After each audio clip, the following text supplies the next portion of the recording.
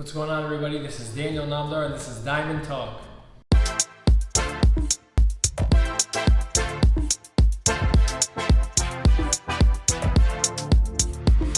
Today on Diamond Talk, I wanted to do something really interesting and talk about the most famous diamonds in the world. Not in any particular order, but these are diamonds that have become famous either for their size, quality, value, or who's owned them, whether it be royalty or a celebrity.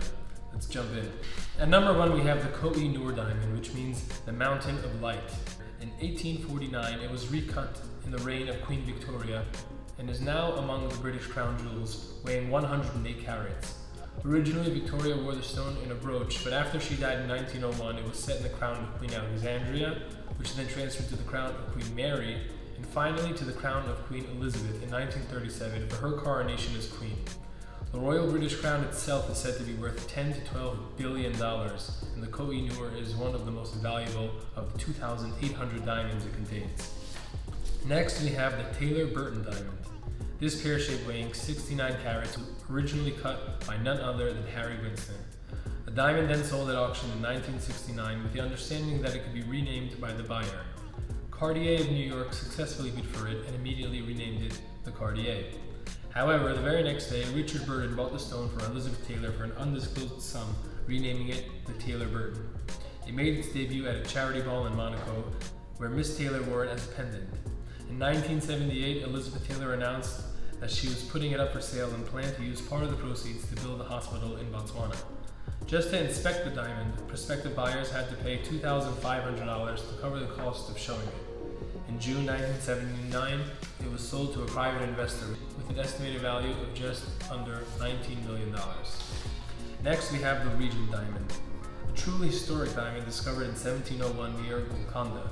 It weighed 410 carats in the rough. Once owned by William Pitt, the English Prime Minister, it got into a cushioned brilliant weighing 140 carats and was then sold to the Regent of France. It was renamed the Regent and set in the crown of King Louis XV, worn at his coronation. After the French Revolution, it was owned by Napoleon Bonaparte. It is said to have been set in the hilt of his sword and is now on display in the Louvre Museum with an estimated value of $61 million. Finally, we have the Hope diamond, weighing 45 carats with a grading of fancy dark grayish blue, valued at roughly $350 million. The Hope diamond is the most notorious diamond in the world. Once owned by King Louis XIV, and it was officially designated the Blue Diamond of the Crown. It was stolen in the French Revolution and turned up in London in 1830, and it was bought by Henry Philip Hope, after whom it is currently named. It was while the diamond was in the possession of the Hope family that it acquired its reputation for bad luck. All of his family died in poverty, and a similar misfortune befell the later owner, Mr. Edward McLean. It is now out for display in the Smithsonian Institution in Washington. Here are just some of the world's most famous diamonds. And when you buy a diamond for yourself, you create your own legacy within your own family and your own world.